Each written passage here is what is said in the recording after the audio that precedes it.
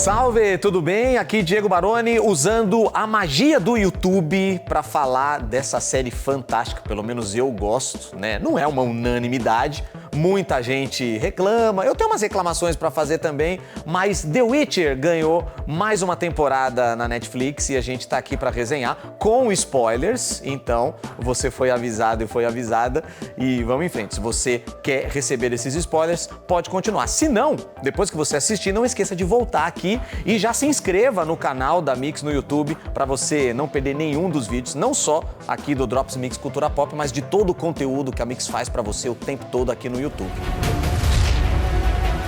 Everything that's happening, it's all connected. And she's at the center of it. If war is coming, there is no hiding her from it. Vamos resenhar então sobre esse novo ano de The Witcher. Aliás, eu quero começar falando sobre o Henry Cavill. É a última temporada dele no papel do Geralt. É uma pena, porque assim, ele foi muito elogiado por crítica, por público. Ele parece que nasceu pra fazer o Henry Cavill, assim como ele nasceu pra fazer o Superman. Curiosamente, ele tá se despedindo dos dois personagens, né? Ele não vai mais ser o Superman e também não vai mais ser o Geralt, então é bom aproveitar. Eu mesmo, já confesso aqui, vou dar opinião, não vou mais assistir The Witcher depois que ele sair, de verdade, tá? O Liam Hemsworth, né, que vai ser o Geralt, não sei se eu vou continuar a ver não. Mas enfim, enquanto temos Henry Cavill, vamos falar desse novo ano. Pra quem não sabe, The Witcher é baseado numa série de games. Aliás, os games são um enorme sucesso. Eu quero destacar aqui o The Witcher 3, considerado pela crítica o melhor de todos. Eu sou muito fã, tô jogando inclusive esse game atualmente. Eu sou meio lerdo pra jogar, né? Não tenho tanto tempo assim, mas é um game encantador e muito do que tem no The Witcher 3 está na série, nas temporadas, como o treinamento da Ciri, que a gente viu na temporada 2, e o relacionamento do Geralt com a Yennefer. Essa personagem é encantadora, realmente dá gosto de vê-la em cena, ela é muito bonita, aqueles olhos roxos, e ela dá todo um encantamento.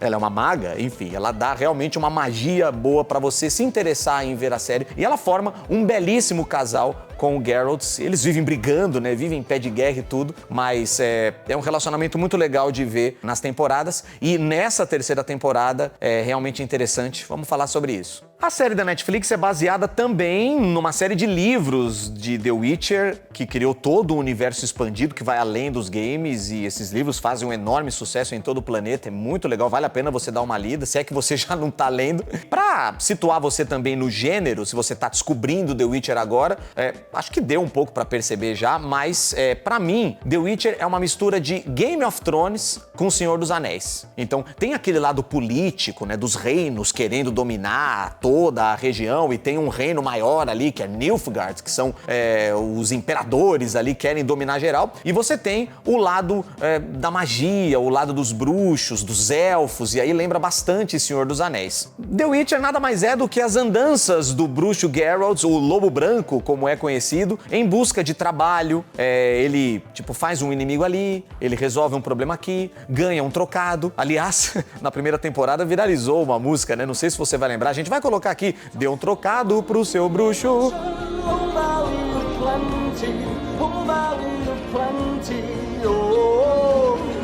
Toss a coin to your witcher, a friend of humanity.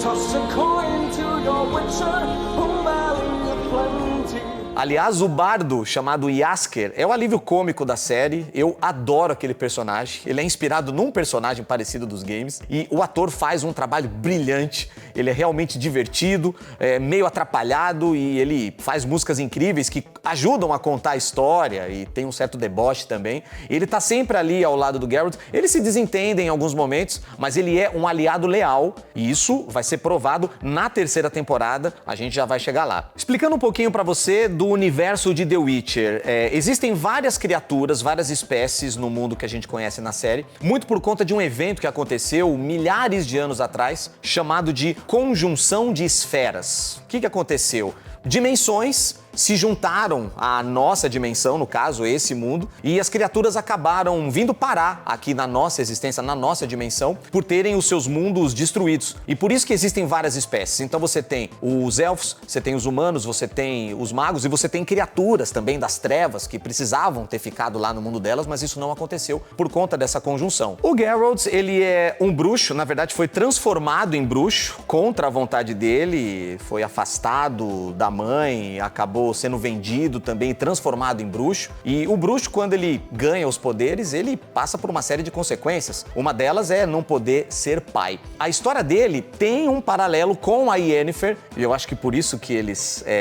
enfim, se entrosam muito bem, porque ela era uma criatura deformada. No começo da primeira temporada a gente vê bem, e ela acaba indo parar lá no lugar onde as magas são treinadas, né? Uma escola de magia, vamos dizer assim. Parece um pouco uma Hogwarts, só que é uma Hogwarts meio do mal, assim, né? Porque ali o bicho pega. E ela é levada pra lá, ela passa por um feitiço de transformação, e de uma deformada corcunda, ela vira a Yennefer, linda, maravilhosa, que a gente conhece, super poderosa, mas acaba que ela tem a mesma consequência do Geralt, ela não pode ser mãe.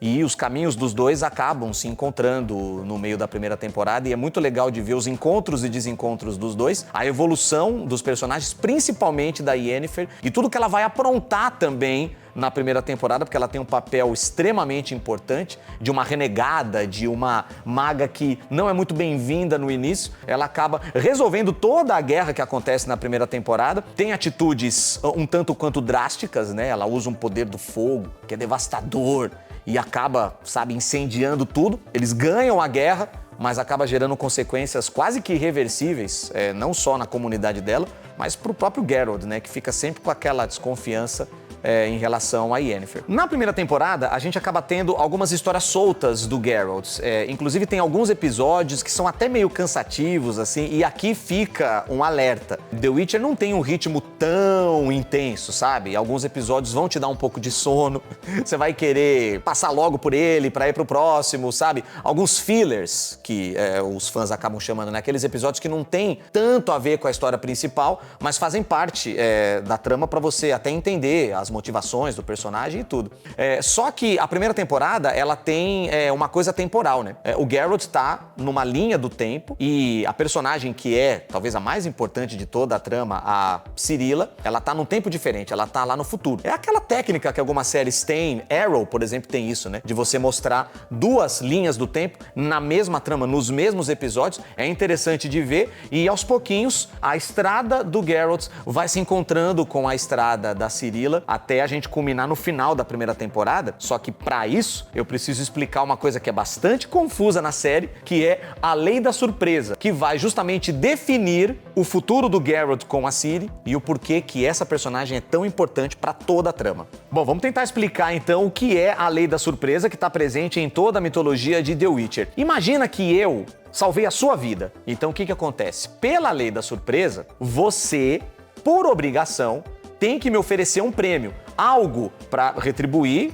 o gesto que eu tive de salvar a sua vida. Só que eu não sei o que é, e eu também não pedi por isso. Você que tem essa obrigação de oferecer algo a mim, e pode ser até a vida de alguém. Daí, na primeira temporada, a gente conhece um cavaleiro chamado Dany. Ele foi amaldiçoado, ele tem o corpo todo transformado num ouriço, é uma figura bem grotesca. E o que ele fez? Ele salvou a vida do rei Rogner, o marido da rainha Calante, e exigiu a Lei da Surpresa, tá? Qual o prêmio que ele exigiu? A filha da rainha, a Pavetta, né? E mal sabiam eles que eles já estavam juntos. Aliás, foi justamente por isso que ele pediu a moça, por conta da Lei da Surpresa. Poxa, salvei a vida do seu pai, eu mereço? Enfim, era uma manobra, né? Porque como eles já estavam se envolvendo, quem sabe, né? Não ia colar uma história dessa. Obviamente que a rainha não concordou. Aliás, a gente tá no reino de Cintra, né? Essa é a rainha do reino de Cintra, até pra você entender que é um reino importante pra história. Ela não aceitou essa recompensa da Lei da Surpresa e mandou matar o Dany. Só que é nesse momento, meio que de gaiato que o Geralt aparece. Ele tá ali nas redondezas, ele aparece, ele vê essa história acontecendo, inclusive é uma história do passado do Geralt, né?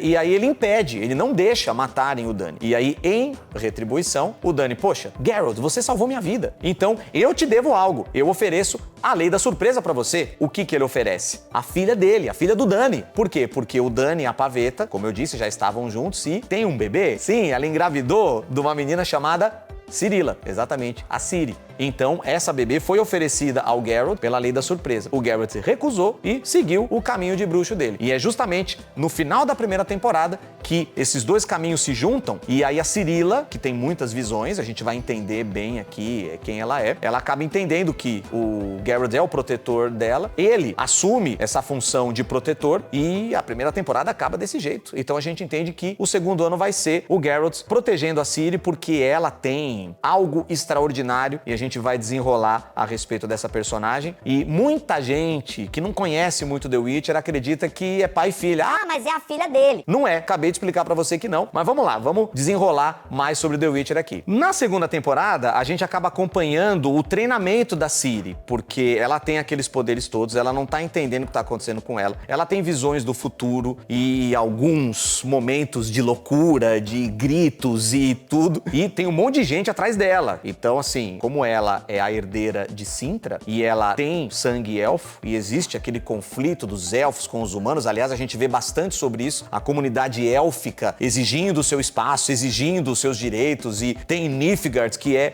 aquele reino todo, quer dominar geral e são os grandes vilões da segunda temporada. O Geralt tá ali treinando a Ciri. São cenas maravilhosas, aliás, né? É muito legal ver a Ciri junto com o Geralt aprendendo os primeiros movimentos, tem até uma parte do treinamento ali que ela, tipo, toma porrada dos complexos ali, aqueles maquinários para treinamento, são partes divertidas e tudo. E a gente acaba descobrindo um pouco mais, né, sobre a Ciri, sobre o destino dela e o quanto ela é importante para toda a trama. E o Geralt sempre naquele bom humor característico dele, né?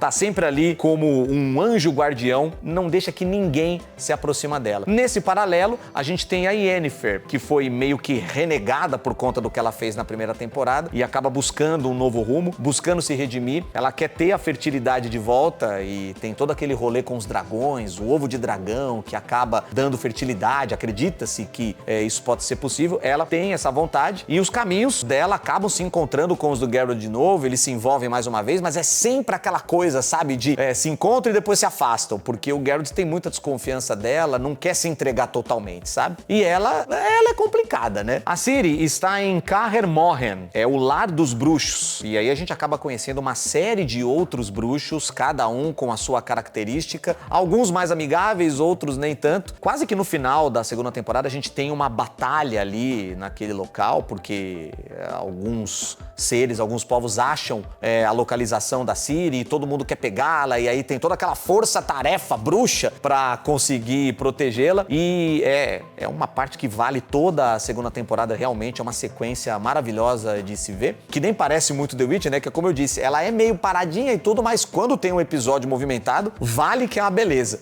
E no final da segunda temporada, a gente tem um plot twist fantástico. Eu falei agora há pouco da lei da surpresa do Dany, aquele cavaleiro que supostamente é o pai da Ciri e tudo, e ele foi dado como morto, nunca mais apareceu. E aí no final da segunda temporada ele aparece, exatamente, ele não só tá vivo, como ele é o herdeiro de Nilfgaard. Ele é o tal do Chama Branca, lá a Chama Branca, ele tá por trás de tudo. Pois é, e o final da segunda temporada é espetacular por causa disso. E aí, o que ele quer? Qual é a maior vontade dele? Tem a filha de volta. E esse é o grande gancho para a terceira temporada que a gente vai desenrolar agora. Essa nova temporada foi dividida em duas partes, então os 5 primeiros episódios já estão lá, e aí depois, no dia 29 de julho, a Netflix libera o restante da terceira temporada, tá? E nesses 5 episódios, eu tenho que dizer que eles estão mais interessantes do que a temporada anterior, sabe? Existe um movimento maior, existe mais objetivo. Basicamente, a temporada começa com o Geralt fugindo de um canto para outro, tá? Ele não tem parada, não tem lugar fixo. Sempre que ele consegue ficar em algum lugar calmo, alguém aparece e ele tem que se mudar de novo. E é muito louco porque ele não tá conversando com a Yennefer. Eles estão juntos, eles estão ali para proteger a Ciri, a Cirilla, toda, só que eles não estão se falando, eles se falam por meio de bilhetes, de cartas, né? Ela deixa uma carta pra ele ali, ele lê, mas eles não estão se falando porque pegou mal com ela, né? Por conta das atitudes da segunda temporada. E aí, no meio disso tudo, existe um mago poderoso, ele que tem o poder do fogo, ele já apareceu na segunda temporada atrás da Ciri, ele continua essa busca por ela, só que a série revela que existe um mal maior. Esse mago do fogo, que tá todo mundo com medo, ele é pau mandado. Exatamente, tem um mago superior, extremamente poderoso, que tá dando as cartas e você não sabe quem é. O Geralt, ele desconfia disso e começa a investigar, começa a ir atrás pra ver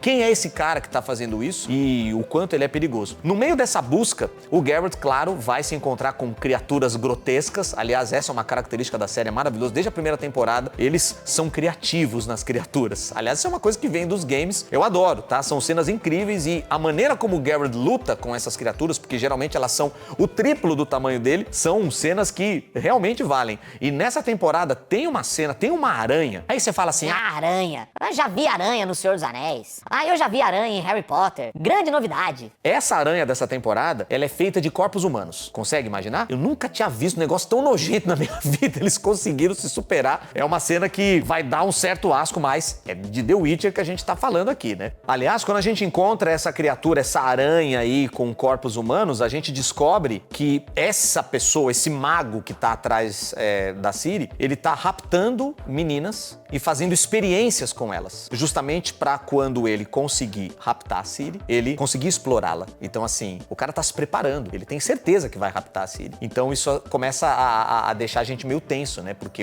a coisa tá afunilando. E o Geralt tá bastante preocupado com isso, por isso que eles se separam. O Geralt vai pra um canto pra ir investigar quem é esse cara, e a Yennefer vai proteger a Ciri pra um outro lado. E elas acabam se desentendendo também, porque a Ciri não é nada... ela não é nada discreta, ela não consegue... Ela é uma adolescente, ela não consegue ficar parada. E a Yennefer acaba tomando certas atitudes pra protegê-la, e elas se desentendem, e a Ciri acaba fugindo, e obviamente que isso gera a maior confusão, né? Uma coisa legal de destacar da Ciri é que se na segunda temporada ela tá treinando, ela é inexperiente, nessa terceira temporada ela quer mostrar que o treinamento já tá fazendo efeito, que ela já tá conseguindo não só lutar como o Geralt, mas soltar magias como a Yennefer. E ela acaba tendo momentos brilhantes nessa terceira temporada, principalmente uma cena do barco. Eles estão viajando de barco e o dono do barco não quer viajar com eles porque tem uma criatura que tá aterrorizando o mar ali. Aí o Geralt ali fala, não, Tô aqui, cara. Se eu matar essa criatura, você aceita como pagamento da viagem? e o cara aceita e tá tudo certo, né? E aí nesse momento aparece um grupo de cantores e cantoras, né? Um grupo que fazem inveja até ao Jaskier, né? Porque eles são todos ensaiadinhos. E o vocalista desse grupo parece o Prince, cara. Eu não sei se eles fizeram de propósito, mas todas as vezes que eu olhei pra esse cara, eu lembrei do Prince. Enfim, é uma curiosidade que eu achei legal contar pra vocês. E nesse momento a protagonista é a Ciri, porque essa criatura do mar aí, quem derrota é ela. O Geralt não fez nada quase. Ela que foi lá, encarou a criatura de frente e a derrotou, provando que ela é mais do que uma garota indefesa, que precisa ser protegida e dá uma camada muito interessante pra personagem. E agora eu quero falar pra você do último episódio dessa primeira parte, o episódio 5, que é do baile. É fantástico, é o melhor episódio dessa temporada e talvez um dos melhores da série inteira. Porque no meio de um baile, eles estão fazendo uma convenção de magos. Eles juntaram todos os magos ali num evento chique, glamuroso, para decidirem o futuro dos reinos. Afinal de contas, Nilfgaard é o grande vilão e eles querem ver o que eles vão fazer. Tem muita intriga, tem muito diz-que-me-disse, sabe? Muitos planos em cima de planos, aquela coisa toda. E aí, a cena do baile é legal porque em momentos cortados e falas que não estão completas, que vão ser completas lá no final, sabe? É um quebra-cabeça. O episódio é todo desmontado e algumas cenas que você não vê até o fim, lá no final do episódio você vai entender, porque daí a série mostra pra você aquele diálogo que você perdeu no começo. É muito legal, é assim, super interessante de assistir e ali muitas coisas são reveladas, os planos do Geralt, da Yennefer, cada pessoa ali tem um plano diferente, tudo envolvendo a Ciri e no final do episódio a gente tem a grande revelação de quem é o tal do bruxo que tá por trás e ninguém tá esperando que é esse cara, até porque o Geralt tem certeza que é um dos caras lá, vai atrás dele, só que aí vem aquele clique e não é. Só que, eu não sei, eu não vou revelar pra você quem é esse mago, não. Não, eu vou deixar no ar aqui. Vai lá e assiste a primeira parte da terceira temporada de The Witcher, deixa os seus comentários aqui e não esqueça de se inscrever no canal da Mix no YouTube pra gente trocar essa ideia sobre cultura pop aqui nesses vídeos incríveis. É muito bom estar com você e até a nossa próxima aventura aqui no YouTube da Mix.